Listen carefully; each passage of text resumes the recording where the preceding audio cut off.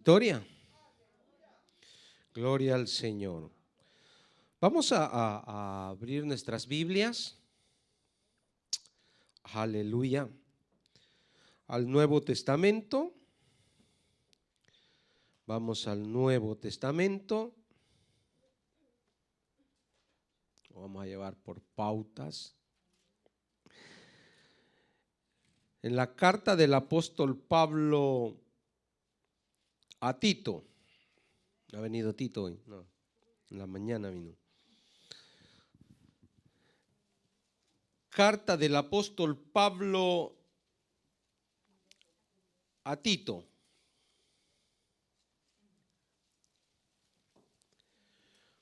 Capítulo 2.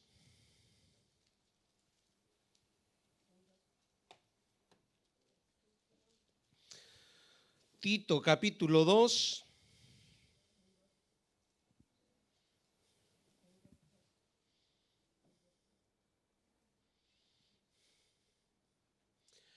Versículo del 1 al 8.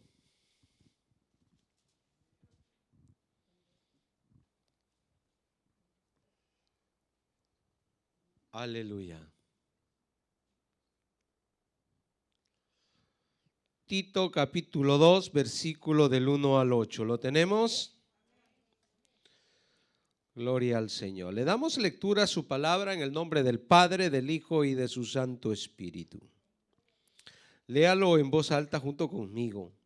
Pero tú habla lo que está de acuerdo con la sana doctrina, que los ancianos sean sobrios, serios, prudentes, sanos en la fe, en el amor, en la paciencia.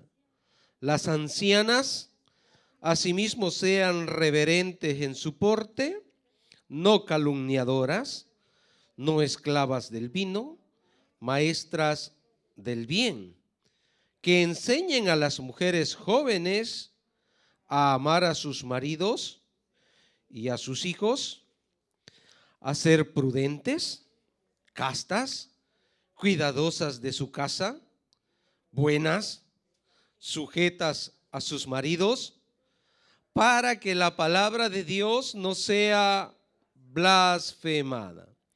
Exhorta asimismo a los jóvenes a que sean prudentes, presentándote tú en todo como ejemplo de buenas obras, en la enseñanza, mostrando integridad y seriedad, palabra sana e irreprochable, de modo que el adversario se avergüence y no tenga nada malo que decir de vosotros. Qué preciosa palabra, ¿verdad? Tome asiento esta preciosa tarde. El título de la predicación: característica del cristiano que camina con Dios. Amén. ¿Las tenemos? La pregunta antes de iniciar: ¿tenemos estas características que hemos leído hoy? Amén, dijo la iglesia. Con mucha convicción. Estaba viendo las noticias de los últimos tiempos, mis hermanos, y bueno, hoy todos los canales televisivos y todas las redes sociales están llenas con respecto a las noticias de la guerra, ¿verdad?, entre Ucrania y Rusia. Entonces, entre todas esas noticias y entre todas esas cosas que se ven, me sorprendía cómo las mujeres con sus niños han caminado hasta 30, 60 horas. Salía un periodista diciendo de que habían encontrado esta caminada de mujeres que estaban abandonando el país y que ya llevaban más de 3 días caminando, buscando la salida, buscando la frontera sin parar. Y me conmovió mucho porque estas personas, muchas de ellas, por decirle las madres o los padres que están acompañando a sus familias a las fronteras, hacen por salvar la vida de sus hijos o por salvar su familia. Y me preguntaba, estas personas, esta gente que está saliendo de ese país, ¿tenían la capacidad para caminar ese tiempo? ¿Fueron preparadas para eso? Pero les sorprendió esta situación, los agarró así de improviso, pero el amor a la vida, el deseo de salir de una situación comprometiendo o comprometiente a su vida, los ha llevado a este riesgo o a tomar esta decisión de caminar, mis hermanos, por largos días. O sea, hay personas que han dejado sus autos en las autoestradas porque ya no pueden caminar, ya no pueden seguir con sus autos y han comenzado a caminar a pie buscando la salida, dejándolo todo. Pero ellos quieren salvar sus vidas. Ellos quieren salir de ahí. Ellos,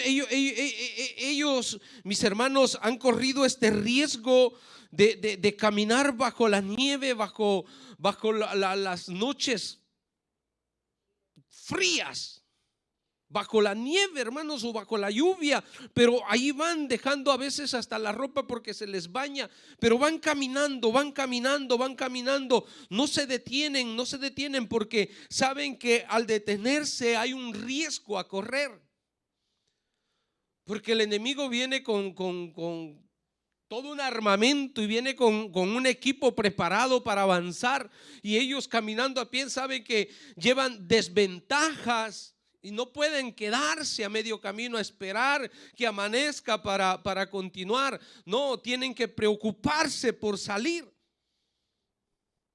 Entonces, viendo esto, mis hermanos, me llevó a pensar, nosotros la iglesia, como cristianos, tenemos un enemigo que nos persigue. Y no podemos detenernos. No podemos pararnos. O sea, hay que seguir avanzando en esta vida del cristianismo, en el conocimiento de Dios, preparando, tomando las herramientas necesarias para seguir adelante.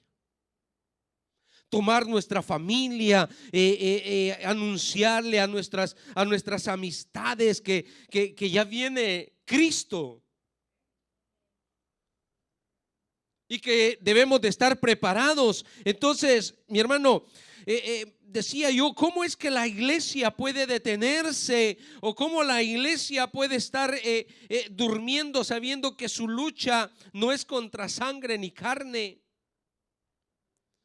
sino contra un enemigo que no duerme, que no espera el día o espera la noche para atacar, sino que ataca las 24 horas del día al cristiano, esté dormido, esté despierto? Él trata de destruirlo. Entonces no podemos, mi hermano, abandonar nuestras herramientas, o no podemos abandonar el camino de la sana doctrina. ¿Me está siguiendo? No podemos abandonar los buenos principios, el buen ejemplo que tenemos que dar, que son las cosas que nos identifican como buenos cristianos. No podemos, mi hermano, dejar de hacer las cosas de Dios. Porque muchos de nosotros, mis hermanos, en vez de ser de bendición, venimos a ser muchas veces de estorbo a los que vienen corriendo detrás de nosotros, porque no somos buenos ejemplos. Entonces, Esta carta me llevó a meditar que hay características que el cristiano debe de tener para caminar con Dios. Que el cristiano debe de ser un cristiano de acero. O sea, preparado, mi hermano, para poder enfrentar las pruebas a diario. O sea, esta opresión, mi hermano, del mundo, la carne y Satanás, que en los últimos años viene afectando a la iglesia y que se ha metido fácilmente en la iglesia. O sea, el enemigo, nosotros en vez de atacar al enemigo, el enemigo nos está atacando. Nos ha ganado ventaja. ¿No le preocupa esto? O sea, la iglesia no debería de estar preocupada por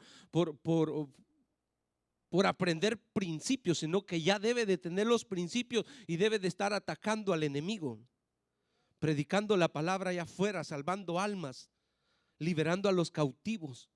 Pero hoy estamos más pensando en la salvación para nosotros, porque estamos corriendo el riesgo de que el enemigo nos destruya.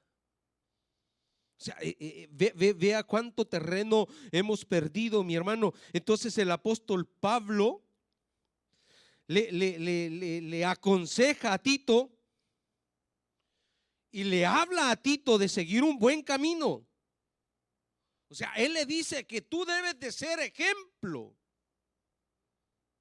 Amén. Tú debes de ser ejemplo, le dice. O sea, no te pongas solo a predicar, a enseñar, a instruir, sino que tú debes de ser el ejemplo. El cristiano debe de ser ejemplo. El cristiano bien formado, mi hermano, no quiere decir un cristiano, porque acá está hablando de ancianos, de ancianas que sirvan de ejemplo para los jóvenes, ¿verdad? Pero cuando hablamos de ancianos no se está refiriendo a personas ya de edad. Solo porque ya cumplí 47 años ya me vi anciano. No, estoy joven todavía. Estoy en la flor de mi juventud. No, pero acá se refiere, mi hermanos, a los principios, al conocimiento de los mandamientos de la ley de Dios y puestos en práctica. O sea, el cristiano debe de conocer la sana doctrina y no debe de dudar cuando llega las artimañas del enemigo queriéndote sacudir tu verdadera doctrina que tú tienes. O sea, no debes de dudar al momento en que tú enfrentas a una persona de la falsedad. Tú tienes que identificarlo rápido y no caer en las trampas. Hace tiempos estuvo una pareja por acá en esta iglesia que fueron líderes y hace poco escuchaba decir de que esa persona se lamenta hoy porque dice que el tiempo que estuvo en esta iglesia vivió engañada y que ahora ha conocido la verdad y hoy está en la falsa doctrina, pero le han turbado su mente. ¿Por qué nunca se le enseñó la verdad? Porque de acá nunca se le enseñó los mandamientos, sí, pero el problema es cuando nosotros no aprendemos o no nos preocupamos por la sana doctrina y vamos cayendo en el error. Y nos dejamos llevar, mis hermanos, por todas esas cosas que hoy se están escuchando. Te hablan de la prosperidad, te hablan del bienestar. Pero acá en este capítulo que nosotros hemos leído, el apóstol Pablo está interesado en la sana doctrina. Y todo el Nuevo Testamento, mis hermanos, nos habla de mantenernos en la enseñanza de nuestro Señor Jesucristo, lo que Él nos dejó. Y que la sana doctrina de los apóstoles debía de continuar, pero que ha ido perdiendo ese valor, no porque no es verdad, sino porque el hombre busca su comodidad, busca vivir un evangelio fácil. Entonces, este evangelio, mi hermano, estas características de la sana doctrina, del buen comportamiento que tenemos que tener, de cómo nosotros enseñamos los ancianos o las mujeres, que debemos de tener ese ejemplo. Dicen los versículos 7 y 8 que hemos leído, dice, presentándote tú en todo como ejemplo, ¿en qué? En buenas obras, en la enseñanza, mostrando integridad y seriedad. Integridad y seriedad, mis hermanos, es lo que falta ahora en las iglesias. Hemos perdido esa integridad, o sea, mantener esa santidad en nosotros, esa reverencia, ese respeto, tanto para mi hermano como hacia Dios, hacia las autoridades, hacia nuestros jefes, las personas que nos rodean. Tenemos que tener este cuidado. Dice, ¿por qué, mis hermanos? Para palabra sana e irreprochable, de modo que el adversario, o sea, en nosotros el adversario tiene que ver un Job, tiene que ver un José, tiene que ver un Daniel, que no se doblegaban, mis hermanos, sino que se mantenían en la enseñanza, en los mandamientos de Dios. Pero hoy nosotros fácilmente nos doblegamos, fácilmente caemos en las trampas que el enemigo nos pone.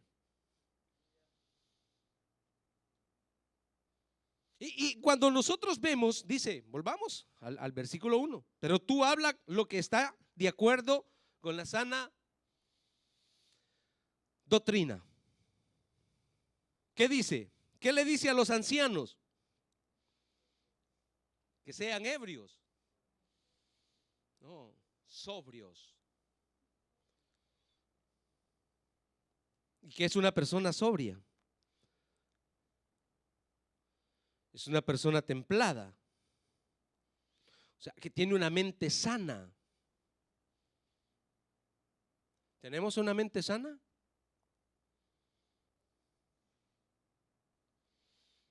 Hoy creo, esto me habló mucho a mi vida, ¿sabe?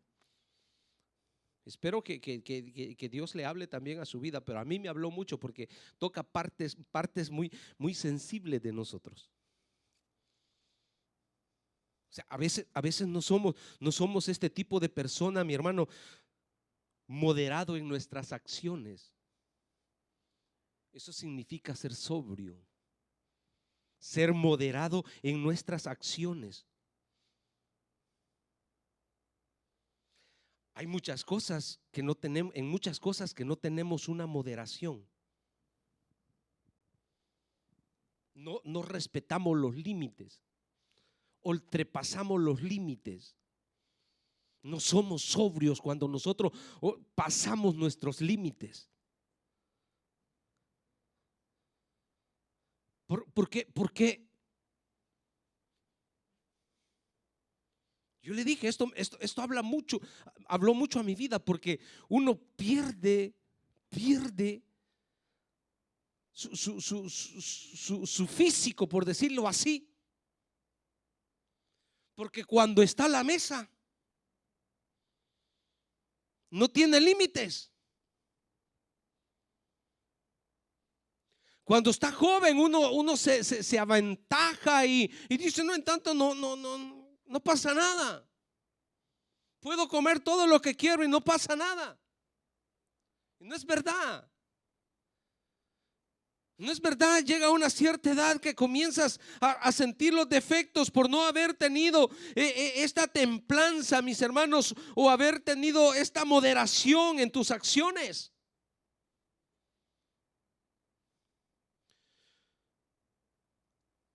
sobrio o sobriedad es el valor que nos enseña a administrar nuestros recursos de la mejor manera. ¿Por qué muchos de nosotros llegamos a una edad que no tenemos nada? Porque cuando fuimos jóvenes teníamos fuerza, trabajábamos mucho, ganábamos mucho, pero asimismo lo malgastábamos. No nos regulábamos. Yo gané plata cuando era joven. A la edad de 13 años comencé a ganar dinero, porque siempre he sido un trabajador. Y me comenzaron a incentivar pagándome por semana en mi país. Y llegué a ganar mucha plata. Pero así como llegaba la plata, allá en mi país, nosotros los que venimos de Latinoamérica, por las calles se levantan esos chalets a vender cosas. Pues ahí me sentaba yo, a la orilla de la calle, a comer yo y a invitar a los que pasaban por la calle, fuera quien fuera, para darme a conocer. Iba pasando fulano, fulano quiere pasteles, fulano quiere pupusa, quiere un fresco, quiere algo. No, no, gracias, no, por favor. La señora que estaba ahí, cuando me veía a mí,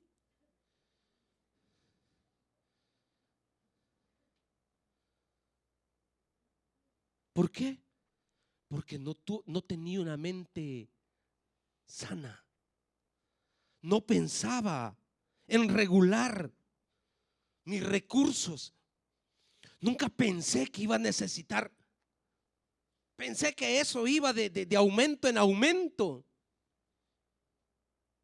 cuando es todo a lo contrario. Y le estoy hablando, mi hermano, de las cosas materiales. O sea, no somos sensatos. Pero si todo esto lo llevamos a la vida espiritual, quiere decir que no tenemos dominio propio. Una persona que no es sobria y no es sobrio es que no tiene dominio propio, y en cualquier situación exagera, pierde la calma. Y el cristiano que quiere caminar con Dios tiene que tener ese temple, tiene que ser ese ejemplo. No tiene que ser fluctuante, sino mantener esa posición en diferentes circunstancias. Primera de Pedro 4:7, ¿qué nos dice? Ay, mi hermano, ser sobrios.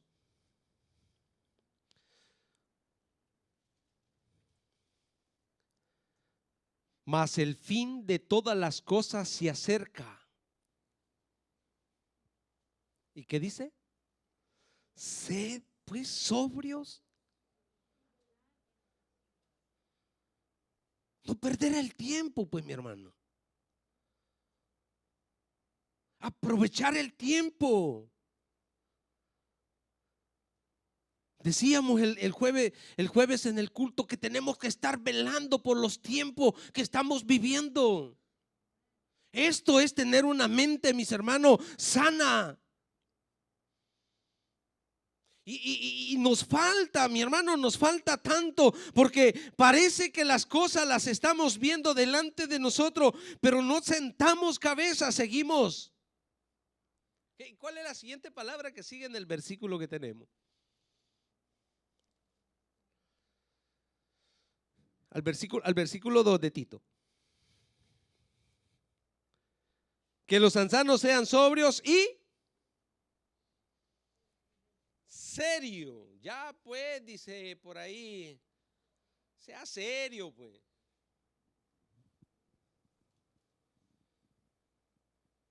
Y muchos cristianos que no somos serios. Y es que nos tomamos rápidamente, mi hermano, que no lo debemos de espiritualizar todo, y está bien. Pero el problema es que no respetamos los límites. Nos vamos más allá de los límites y debemos de ser serios. Y por eso les dije, esto vino a hablar a mi vida, porque a veces yo no soy serio.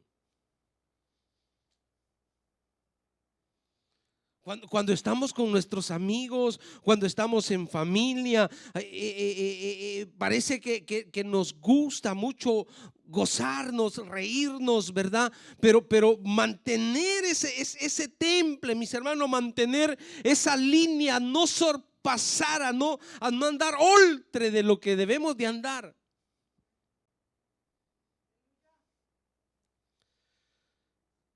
¿Por qué? Porque no tenemos que buscar, mis hermanos, causas para que el enemigo tenga por qué acusarnos. O sea, si una persona que no, incrédula, que no conoce de Dios o que está comenzando a dar sus primeros pasos, nos ve a nosotros cristianos que no somos serios, uno se hace la pregunta, ¿no es así? O sea, cuando yo comencé en el evangelio y veía cristianos bromear, yo decía, pero ¿cómo es esto? ¿Estos hermanos o son o no son?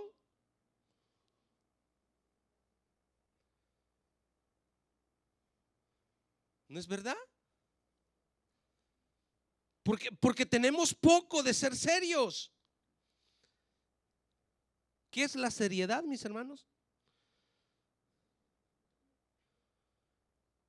Es una persona formal, con postura, en su manera de hablar, en su manera de mirar, no mirar con malicia, no mirar con enojo, tener esa seriedad cuando vamos a hablar con las personas.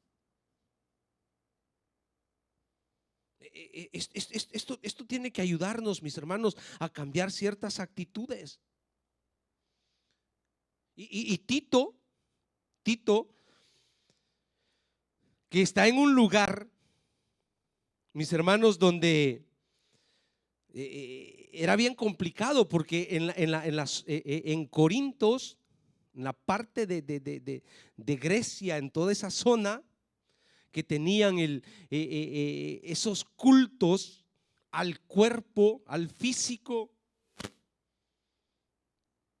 era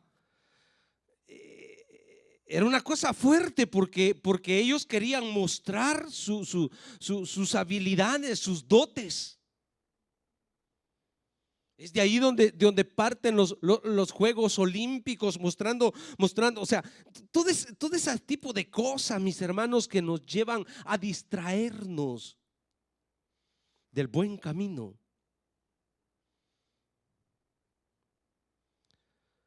Hay que tener mucho cuidado en nuestra manera de hablar, en nuestra manera de mirar, porque con nuestra mirada decimos muchas veces. No tenemos esa seriedad.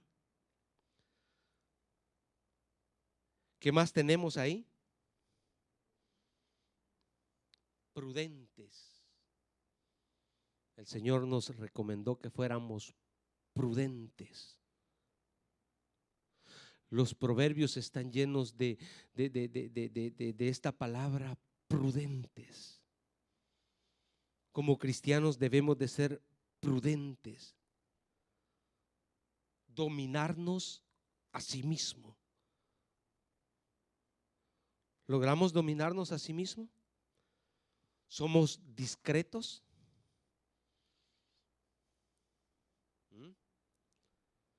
¿Somos discretos, mis hermanos? Fíjese que entre sobrio, serio y prudente parece que fueran sinónimos y que tienen una conexión, pero esta palabra prudente, que viene desde el Antiguo Testamento y tiene que ver con la capacidad del ser humano de medir las posibles consecuencias de los actos y actuar con responsabilidad.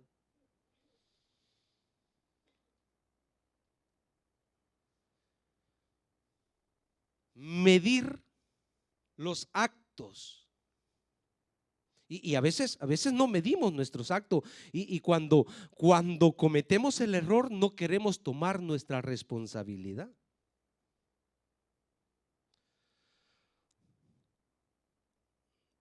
Fíjese que acá nos está hablando a los ancianos y a las ancianas, o sea, a las personas maduras, entre comillas, que deberían de ser ejemplo para los jóvenes. ¿No es así? Ahora, cuando el joven comete errores, ¿por qué comete errores? Por falta de prudencia, porque no mide las consecuencias que le va a traer ese error. O sea, los jóvenes dicen, sí, tomémonos una birra, tomémonos una copa, fumémonos un cigarro. Y parece que eso no les va a afectar en el futuro. No mide las consecuencias. Pero esa es solo una puerta que se abre para continuar después haciéndolo. Entonces, a nosotros nos dice que debemos de ser prudentes, medir las consecuencias y actuar con responsabilidades. O sea, discernir, distinguir lo que es bueno y lo que es malo.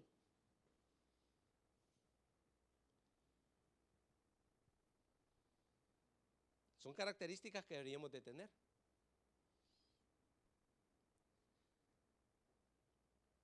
Yo le dije al inicio, tenemos estas características. ¿Somos sobrios? ¿Somos serios? ¿Somos prudentes?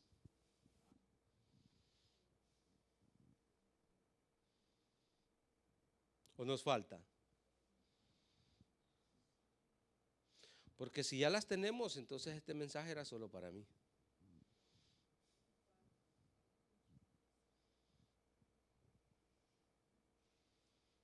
Hemos cometido tantos errores por falta de prudencia. Hemos dañado a tantas personas por falta de seriedad.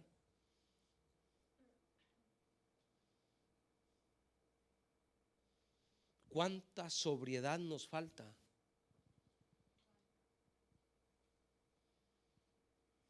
¿Cuánta nos falta, mis hermanos? La persona prudente es una persona inteligente.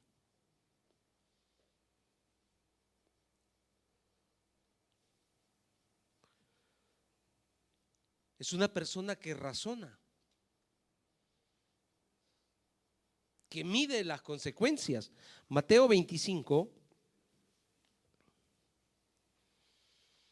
versículo 8 y 9.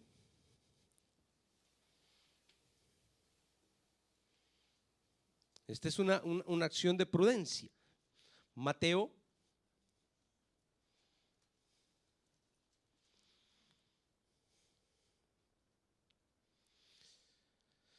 y las insensatas dijeron a las prudentes. ¿A quiénes? ¿Quiénes eran las que dijeron a las prudentes? Las insensatas. ¿Qué dijeron? Danos de vuestro aceite, porque nuestras lámparas, si ellas hubiesen sido misericordiosas y si eso se hubiese podido dar o hacer, ¿qué hubiese sucedido? Llevémoslo así a lo literal, no a lo espiritual.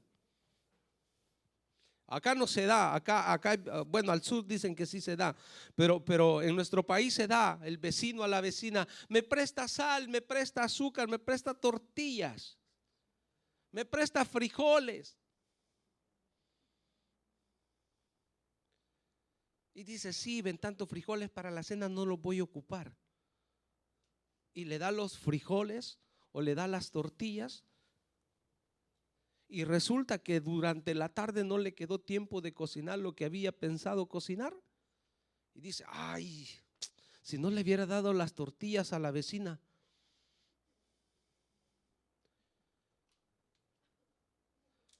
No fue prudente. Entonces se quedó sin tortillas y sin frijoles. Entonces ellas dicen, danos de vuestro aceite porque nuestras lámparas se apagan.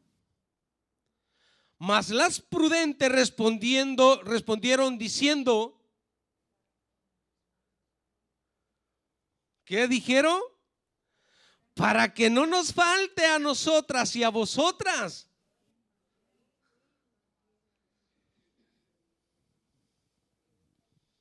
Esa es una acción de prudencia. Saber que yo no me puedo quedar sin la provisión. El pastor en la mañana decía, o sea, yo no te puedo dar de mi unción, yo la debo buscar. Es personal. Si lo llevamos a lo espiritual. Dice, para que no nos falte a nosotras y a vosotras, id más bien a los que venden y comprad para vosotras. O sea, midieron las consecuencias que les podría haber traído si ellas daban de su aceite para sus lámparas de sus amigas. Y a veces a nosotros nos pasan esas cosas por falta de prudencia. No actuamos con inteligencia. Hacemos unas cosas tan absurdas, mis hermanos, sin razonar, sin pensar. Apenas le pagaron, le hicieron el bonífico, vamos a comer al restaurante. Me compro un par de zapatos, me compro un vestido. Y bueno, y con las mujeres es más complicado todavía, porque para el vestido tienen que comprar los zapatos. Y cuando compran los zapatos tienen que comprar otro vestido, porque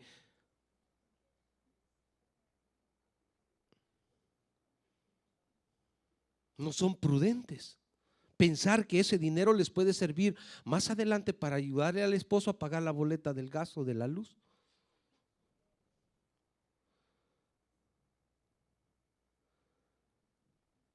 Prudencia, hermano.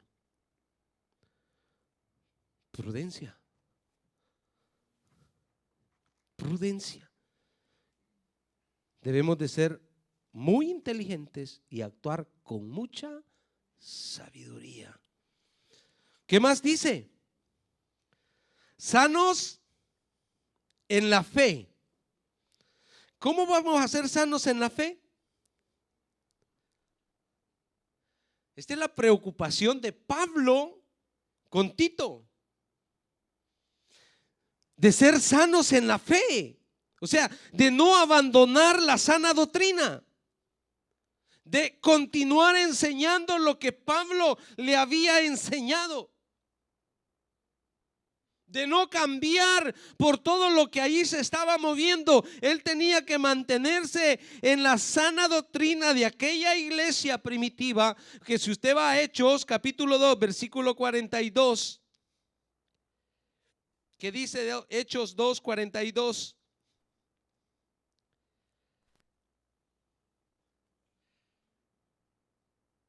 que perseveraban en la doctrina. Mantener la línea, hermanos. Mantenernos en la recta final. Que por allá me aceptan esto, me voy para allá. Absolutamente no. Hay gente que busca donde le aceptan el pecado.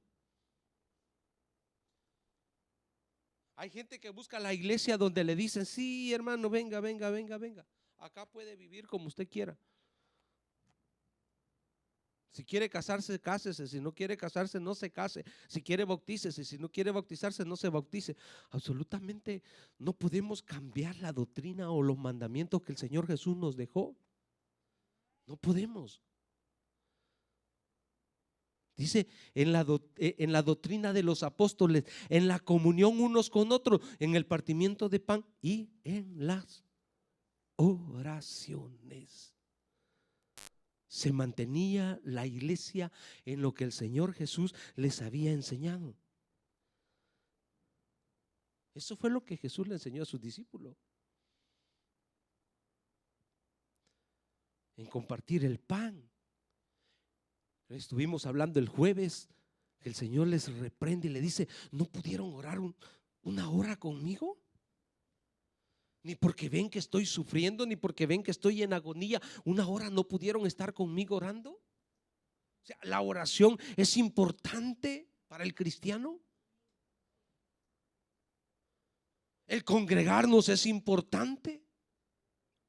El servir es importante. Entonces, ser sanos en la fe, mi hermano, o tener estas características siempre, no por un periodo. Mantenernos. El evangelio se debe vivir con libertad, pero no con libertinaje. Y hoy del evangelio se está haciendo libertinaje. El mensaje de Pablo, ¿cuál fue? Enseñar y exhortar. Ese fue el mensaje de Pablo. Vean lo que le dice al inicio a Tito. Vamos al capítulo 1, del versículo 5 al 13. Vea cómo Pablo comienza después de la salutación que le hace a Tito. Le dice: por esta causa te dejé en Creta. ¿Para qué? Para que corrigieses lo deficiente. O sea, en la iglesia ya había algo deficiente, ya se quería corromper la sana doctrina. Y le dice: y establecieses ancianos en cada ciudad, así como yo te mandé. No te acomodes, sé prudente.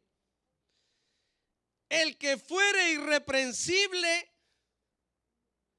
marido de una sola mujer, tenga hijos creyentes, que no estén acusados de disolución ni de rebeldía. Vean los requisitos. Porque es necesario que el obispo sea irreprensible. Yo no sé qué lo que Tito estaba, se le estaba escapando de las manos. Pero quizás algo se le estaba escapando de la mano y por ahí tenía algún obispo o algún anciano que había puesto que no estaba cubriendo los requisitos. Entonces le dice: porque es necesario que el obispo sea irreprensible como administrador de Dios, no soberbio, no iracundo, no dado al vino, no pendenciero, no codicioso de ganancias deshonestas, sino hospedador, amante de lo bueno, sobrio, justo, santo, dueño de sí mismo.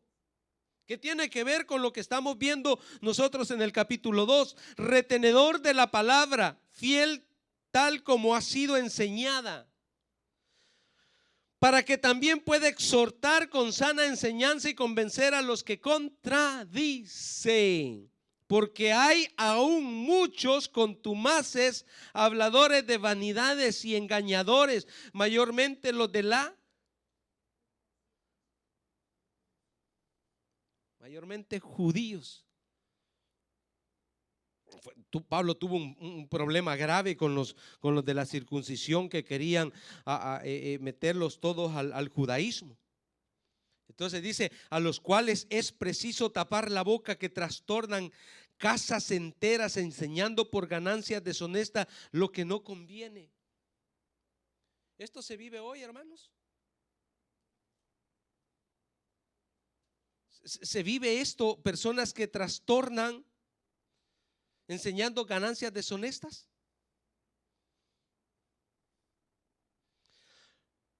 Uno de ellos, Su propio profeta dijo: los cretenses siempre mentirosos, malas bestias, glotones, ociosos. Este testimonio es verdadero, por tanto, repréndelos duramente para que sean sanos en la fe, no atendiendo a fábulas judaicas ni a mandamientos de hombres que se apartan de la verdad. Todas las cosas son puras para los puros, mas para los corrompidos e incrédulos nada le es puro, pues hasta su mente y su conciencia están corrompidas. Entonces, mi hermano, nosotros tenemos que ser sanos en la fe. Después de sanos de la fe, ¿qué tenemos? En el amor.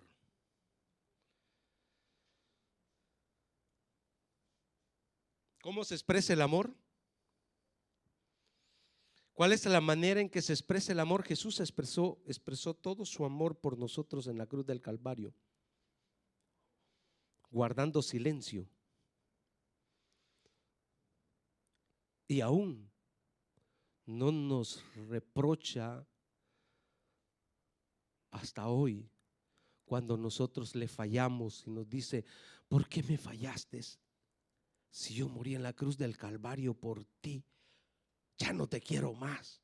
No, en su amor y en su misericordia sigue esperando que nosotros nos arrepintamos,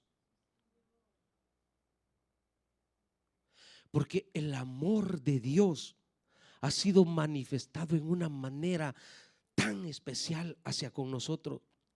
Y Corintios, el capítulo 13 de Corintios nos dice que el amor es sufrido, todo lo soporta.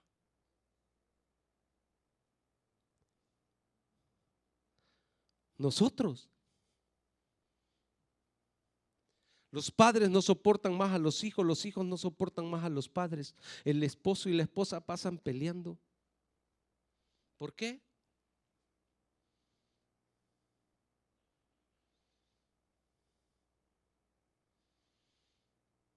¿Por qué, mis hermanos?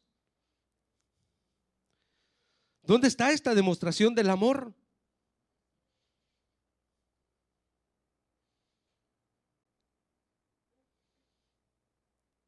Imagínense que hay parejas ya, novios que ya pasan solo peleando, y figúrese si se llegan a casar.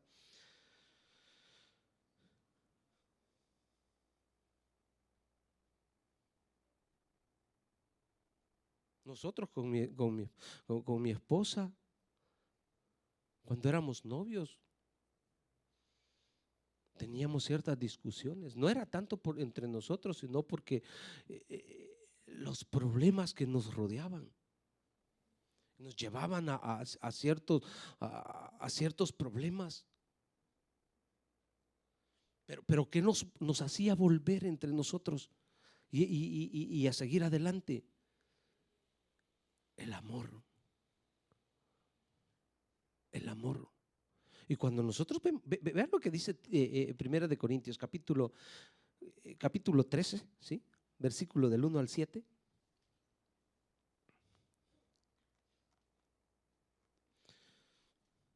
Al inicio le hablé le dije un cristiano de acero, ¿verdad? ¿Sabe que el acero, ese material acero que nosotros conocemos, tiene esa capacidad de soportar, no porque solo es acero, sino por la mezcla de cosas que lleva? O sea, lleva otros materiales que lo hacen fuerte. Entonces, cuando yo decía, nosotros tenemos que ser cristianos de acero, no porque nosotros seamos fuertes, nosotros somos frágiles. Pero ¿qué nos hace fuerte? El Espíritu Santo que está en nosotros, es ese componente que nos lleva a fortalecernos. Dice: si yo hablase lenguas humanas y angélicas y no tengo amor, o sea, no vale, mi hermano, que usted venga a danzar a la iglesia, a hablar en lengua y después allá afuera no mostramos ese amor. Son características que debemos de tener. Dice, vengo a ser como metal que resuena o címbalo que retiñe. Y si tuviese profecía y entendiese todos los misterios y toda ciencia, y si tuviese toda la fe de tal manera que trasladase los montes y no tengo amor,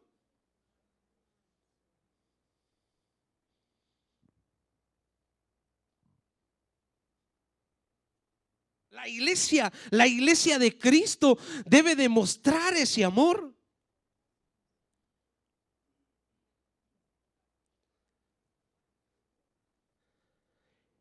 Y si repartiese todos mis bienes para dar de comer a los pobres y entregase mi cuerpo para ser quemado y no tengo amor. O sea, hay cosas que nosotros estamos viendo acá que parece que son muestra de amor.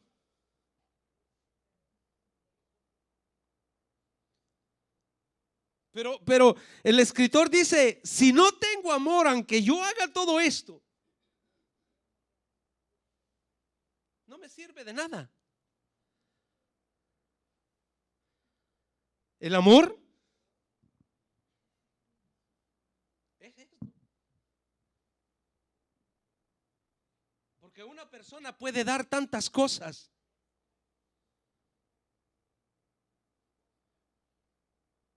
pero no le toca a su familia porque se vuelve en contra de usted.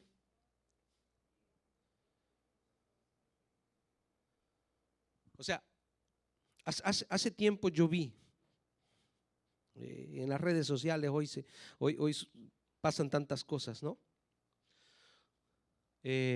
Conocemos la iglesia católica, es una iglesia muy dadora, ¿no es así? Entonces, este sacerdote se encontró uno en la calle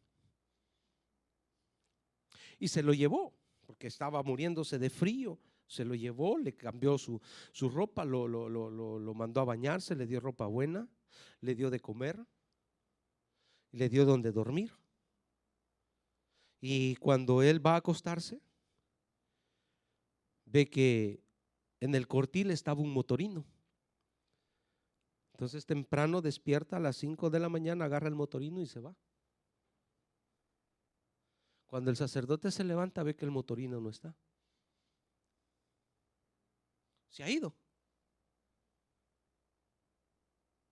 ¿Qué hace el sacerdote? Se va a una venta de motorinos, compra un motorino y lo va a buscar. Cuando le encuentra el motorino, le dice, este es el tuyo, dame el mío.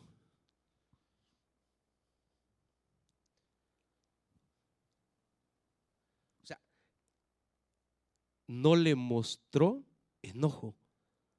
Yo lo hubiera denunciado. Te di de comer, te vestí, te di un techo, tenías todo. ¿Por qué me tenías que robar el motorino?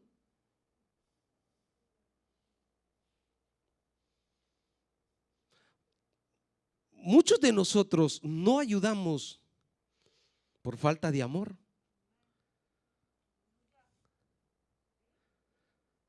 Porque no estamos en grado de sufrir penalidades por alguien que a nosotros le paguemos bien y él nos pague mal.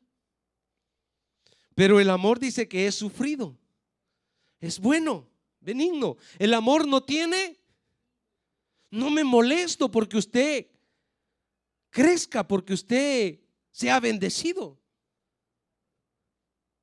El amor no es fantasioso. Hay cristiano que le dice, wow, hermano, qué bonito carro. Para eso trabajo, hermano.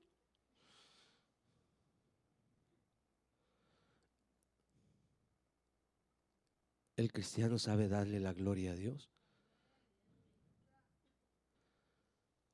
No es fantasioso, no se envanece. Seguimos. ¿Seguro? La paciencia.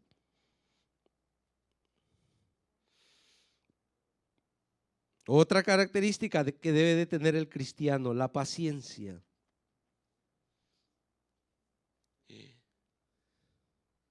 De aquí que lleguemos al 8.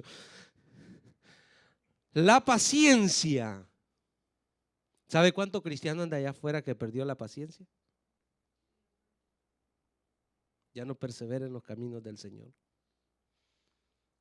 No aguantó el trato que se da dentro de la iglesia. Porque usted cree que nosotros estamos acá, uno, para limarnos nada más, para formarnos carácter, unos con otros. Unos con otros, mis hermanos, nos vamos formando ese carácter, pero la paciencia muchas veces la perdemos. Y mantenernos, mis hermanos, por eso le sigo poniendo el ejemplo del acero, ¿no? Porque el material, el acero, cuando se está preparando, se le debe de ir sacando toda esa escoria para cuando llegue a su temple o para cuando llegue a su integridad no sufra daños. Es casi el tratamiento o el proceso del acero casi viene a ser igual al proceso que se le hace al barro para cuando va a llegar al horno. Entonces, mucho cristiano no llega ni al horno porque no aguanta. Él quisiera que se le tratara como cristal, con cuidado, con esa sensibilidad que no lo vayan a dañar. No, mi hermano, acá dentro de la iglesia tenemos que tener paciencia, porque el enemigo allá no es que te llega, pues sí, te puedo tratar hoy o no. ¿Qué dices? ¿Puedo tentar hoy?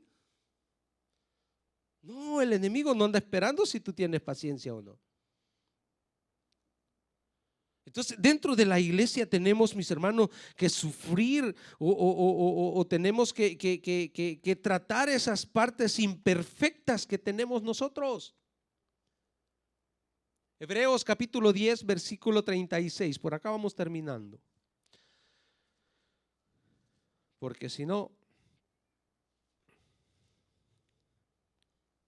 va a perder la paciencia usted. Se va a querer ir.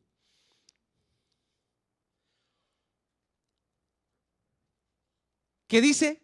Porque es necesaria.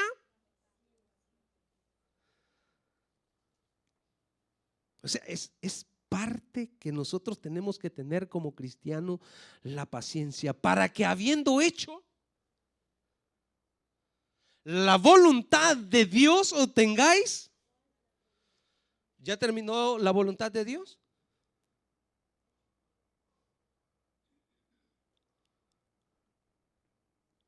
O sea que tiene que seguir teniendo paciencia para seguir haciendo la voluntad de Dios. O sea que me va a tener que seguir soportando a mí.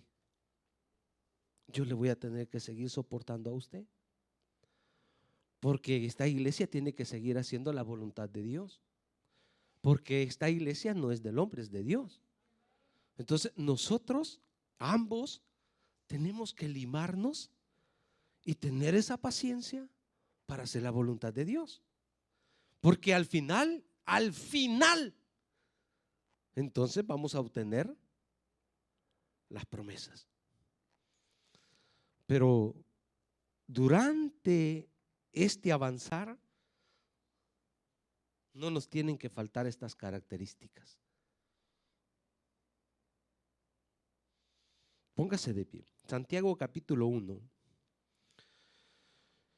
versículo del 1, capítulo 1, versículo del 4 al 7.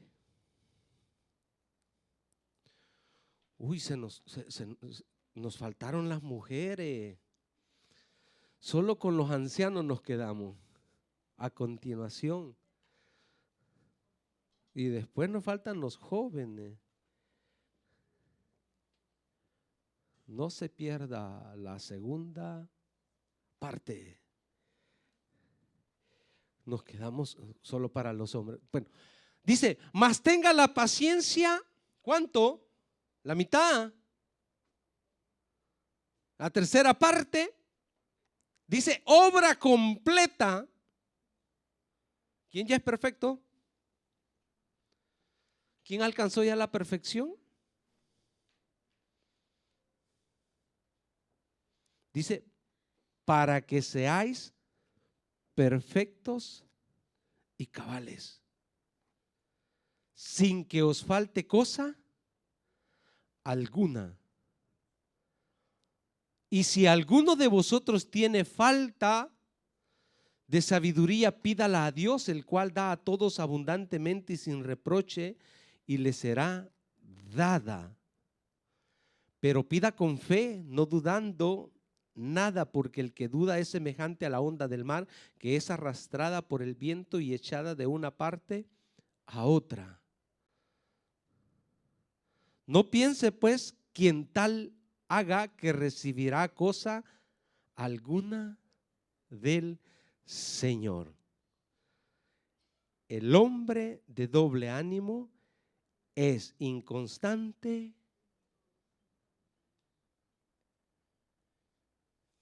las características que debe de tener el cristiano para caminar con Dios. Debe ser sobrio, debe ser serio. ¿Qué más? Debe ser prudente. Debe de tener paciencia, debe de tener amor. ¿Ya lo tenemos? ¿Cuánto? ¿Un 5%? ¿Un 10%? ¿El 99,9%? En este tiempo lo necesitamos, iglesia. O sea, le dije, es ese cristiano con esas características, entonces va a poder enfrentar al enemigo. Lo que nos dice el versículo 7 y 8 de Tito que hemos leído, para que el enemigo no tenga cómo atacarnos, para que el enemigo no encuentre una puerta abierta en nuestras vidas. Cuidémonos, cuidemos nuestro testimonio, no solo acá dentro de la iglesia, sino allá afuera. Y yo le dije, esto habló a mi vida. Esto habló a mi vida porque a veces no tenemos seriedad, mis hermanos. Seriedad no tiene que ver solo hermanos, con ser bromistas. Muchas veces decimos que vamos a hacer ciertas cosas y no las hacemos. Hay un hermano que vino al ayuno de los hombres el sábado, el mes pasado, que cuando yo dije, ¿quiénes son los hombres que van a venir al ayuno? Y él dice que por instinto levantó la mano. Y cuando se llegó el día viernes, sus hijas y su esposa le hicieron una propuesta de salir. Y le dijo, no puedo. ¿Pero por qué, papá? No, porque yo me comprometí que mañana iba a estar en el ayuno. Le dijiste al pastor, no, yo levanté la mano. Si le hubiese dicho al pastor es una cosa, pero yo me comprometí con el Señor, dice. Entonces, eso es seriedad. Cuando nosotros decimos que vamos a hacer una cosa, la debemos de cumplir. Porque si no, venimos a ser mentirosos. Yo por eso le digo a mi esposa muchas veces, ella me dice, podemos ir, ¿me puedo comprometer a tal cosa? Y yo le digo, espera. Porque nos debemos a la iglesia y de un momento a otro puede haber una necesidad y todo salta. Y todo salta. Entonces, mucho cuidado cuando usted da su palabra, manténgala, sea serio. el enemigo tratará de que usted falte para avergonzarlo después. Pero usted debe de ser prudente. Medir las consecuencias que le puede traer por no haber sido serio, por no haber sido sobrio, por no haber demostrado ese amor, por no haber tenido paciencia. Le dejo eso en su corazón para que lo medite esta semana y que le ayude a ser un mejor cristiano. Cierre sus ojos. Te decimos, Padre, te damos gracias en el nombre poderoso de Jesús.